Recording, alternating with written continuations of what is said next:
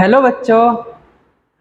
आज हम दोबारा से शुरू कर रहे हैं कक्षा 6 का पहला पाठ, जिसका नाम है भोजन के घटक।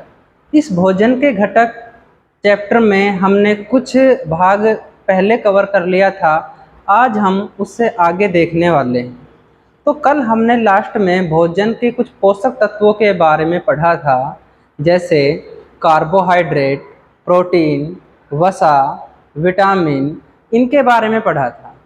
आज हम कुछ पोषक तत्व रह गए थे, उनके बारे में देखने वाले हैं। तो एक पोषक तत्व है जिसका नाम है रुक्षांश। इस रुक्षांश को हम रेशे या फाइबर भी कहते हैं। यह भोजन में पाया जाता है।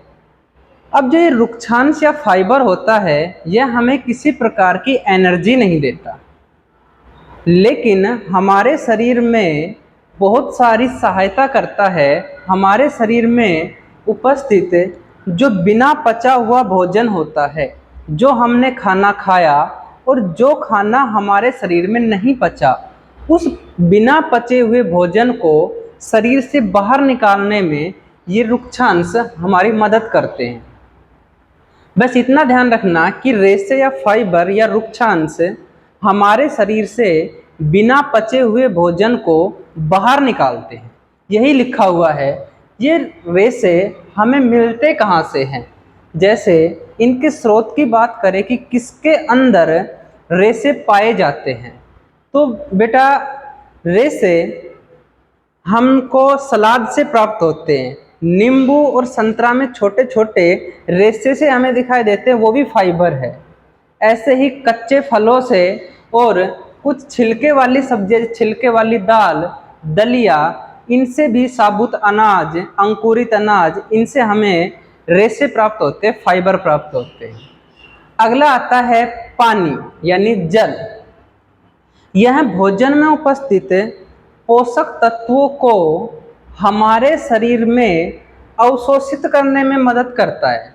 मतलब हमने जो खाना खाया है, उस खाने के अंदर जो भी पोषक तत्व है, चाहे वो कार्बोहाइड्रेट, प्रोटीन, वसा, कुछ भी हो, उन पोषक तत्वों को अवशोषित करने में मदद करता है, हमारे खून में पहुंचाने में मदद करता है।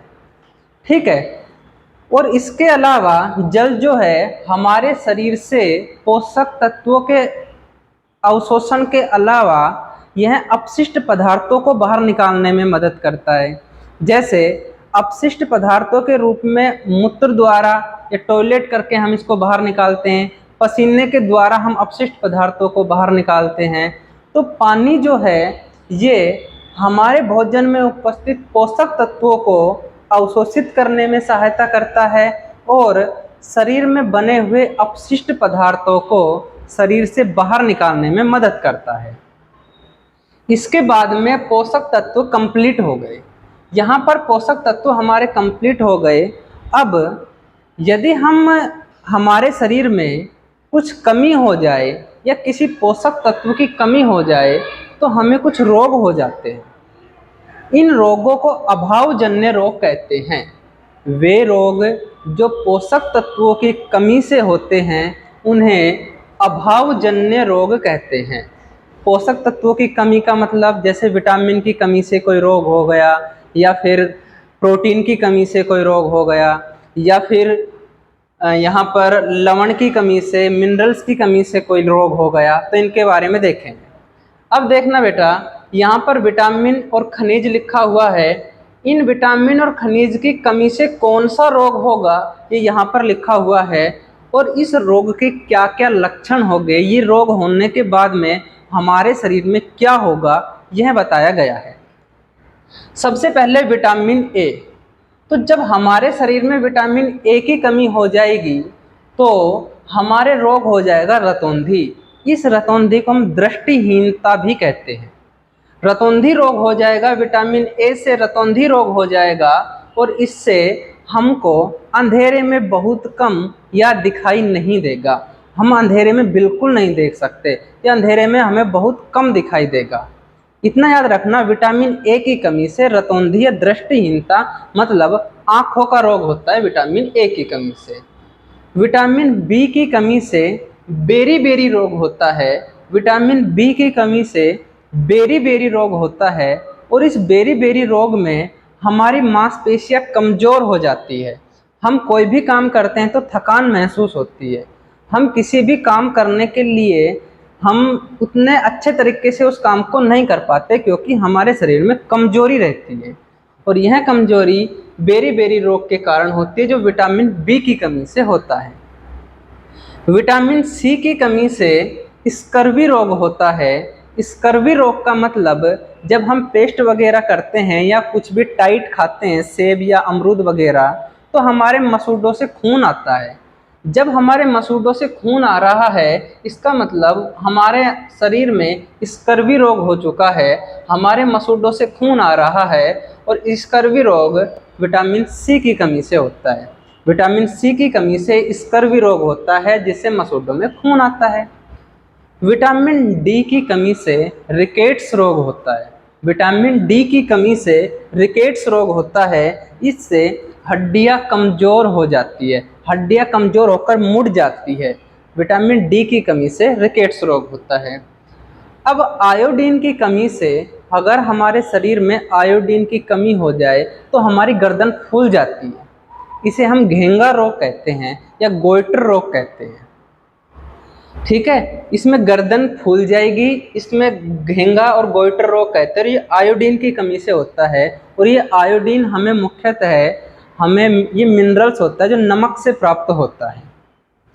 यदि हमारे शरीर में लौह की कमी हो जाए, फेरस की कमी हो जाए तो खून की कमी हो जाएगी। मतलब लौह या फेरस हमारे शरीर में खून बनाता है और खून की कमी से हमारे शरीर में कमजोरी आ जाती है।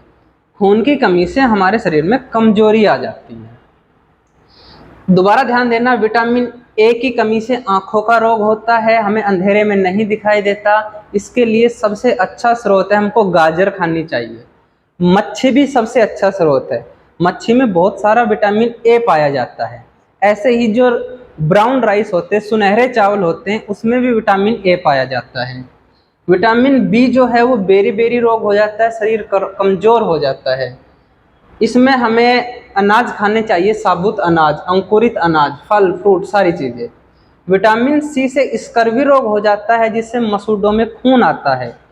और विटामिन सी की कमी को पूरा करने के लिए हमें खट्टे फल खाने चाहिए, आंवला खाना चाहिए, ठीक है, अमरूद खाने चाहिए, बेर खाने चाहिए, नींबू खाने चाहिए, संतरा खाने चाहिए। ये सारे विटामिन सी की पूर्ति करते हैं। विटामिन डी की कमी से रिकेट्स रोग होता है, हड्डियां कमज़ोर हो जाती हैं। हमें दूध पीना चाहिए, हमें मच्छी खानी चाहिए, इनमें कैल्शियम होता है। ठीक है, विटामिन डी की कमी से। आयोडीन की कमी से घेंगा रोग और लोह या फेरस की कमी से खून की कमी हो जाती है। तो इस प्रकार बेटा ये पाठ हमारा कंप्लीट हुआ। इस पाठ में कुछ टेस्ट बचे हैं कि कौन से खाने में किस प्रकार का पोषक तत्व है, हम यह कैसे देख सकते हैं, यह अभी मैं बताने वाला हूँ। फिलहाल आप लोग इसको नोट कीजिए। तो बच्चों, हमने पोषक तत्वों को कंप्लीट किया और अभावजन्य को कंप्लीट कर लिया है। इसके बाद में संतुलित आहार के बारे में पढ़ना है कि संतुलित आहार या संतुलित भोजन किसे कहते हैं। तो बेटा ऐसा भोजन जिसमें सारे पोषक तत्व पर्याप्त मात्रा में हो उन्हें हम संतुलित भोजन कहते हैं। ठीक है, संतुलित भोजन में हमें सारे पोषक तत्व पर्याप्त मात्रा में मिलेंगे, ना तो ज़्यादा ना अधिक। देखिए, पोषक तत्व अधिक मात्रा में भी खराब होते हैं और कम मात्रा में भी खराब होते हैं। तो जब हम पर्याप्त मात्रा में पोषक तत्वों को लेते हैं तो ऐसे भोजन को संतुलित आहार कहते हैं। अब इस पाठ में हमको पोषक तत्वों के परीक्षण के बारे में पढ़ना है। हमने पोषक तत्व जितने पढ़े हैं उनमें से मुख्यतः मंड और स्टार्च, प्रोटीन और वसा, मतलब हमारे भोजन में मंड और स्टार्च है तो हमें कैसे पता चले कि उसमें है। ऐसे ही हमारे खाने में प्रोटीन है या नहीं है इसका पता हम कैसे लगा सकते हैं। हमारे खाने में वसा है या नहीं इसका पता हम कैसे लगा सकते हैं। तो इसके लिए कुछ टेस्ट करने पड़ते हैं, कुछ परीक्षण करने पड़ते हैं, कुछ प्रयोग करने पड़ते हैं। जैसे हम बात करें मंड स्टार्च, मंड या स्टार्च के परीक्षण की। तो देखना, मुख्यतः मंड और स्टार्च चावल और आलू में पाया जाता है। अब चावल और आलू में पाया जाता है। यदि चावल और आलू का हम थोड़ी सी मात्रा लेकर उसको पानी में अच्छे से घोलकर उसको पीसकर एक पेस्ट बनाते हैं, और जब पानी में आलू या चावल को हमने घोल लिया है और उसमें यदि हम आयोडीन की कुछ बूंद डालते हैं, तो जब आलू और चावल को हमने घोला था तो हल्का हल्का दूध के रंग का सा पानी बना था, लेकिन जैसे ही हमने उसके अंदर आयोडीन डाली तो वह कैसा रंग में हो गया, नीला या काला रंग दर्शाता है। जैसे मान लीजिए इसके अंदर मैंने चावल या आलू के कुछ टुकड़े डाल दिए और पानी डाल दिया, या तो चावल या आलू। अब दोनों में स्टार्च है। इसके अंदर मैंने आयोडीन की कुछ बूंदें डाल दी। आयोडीन डालते ही यह विलयन नीले या काले रंग में बदल गया, तो हम कहेंगे कि इसके अंदर मंड या स्टार्च है। ओके, अब दूसरा आता है प्रोटीन का। अब प्रोटीन के रूप में जब मैंने प्रोटीन बताया था तो प्रोटीन के स्रोत बताए थे। जैसे चना है, उसमें बहुत सारे प्रोटीन पाई जाती है, अंडा है, सोयाबीन है।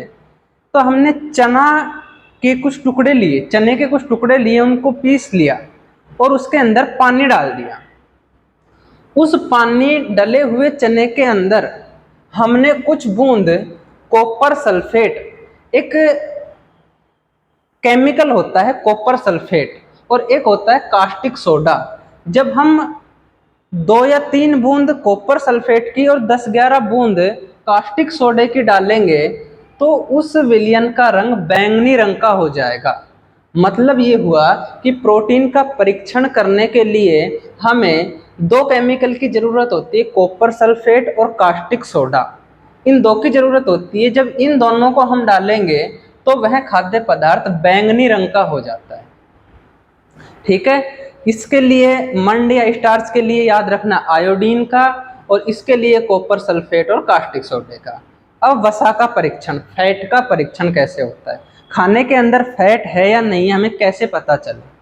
तो फैट के परीक्षण के लिए देखिए, हम कोई भी कागज लेते हैं, उस कागज को यदि हम कागज के ऊपर तेल गिराते हैं या किसी भी प्रकार की ऐसा खाना गिराते हैं जिसमें चिकनाई हो, या उस कागज को हम सर पर लगाते हैं, क्योंकि सर पर हमने तेल लगा रखा है, सर पर घसते हैं और ऐसे लाइट की तरफ देखते हैं तो वो आर पार दिखाई देता है, पारदर्शी हो जाता है, जिसे हम कहेंगे कि उसके अंदर वसा है। किसी कागज पर तेल या वसा की बूंद डालने पर वह पारदर्शी हो जाता है, उसके आगे हमें लाइट के आगे करते हैं तो हमें आर पार दिखाई देता है, तो हम कहेंगे कि वसा का परीक्षण।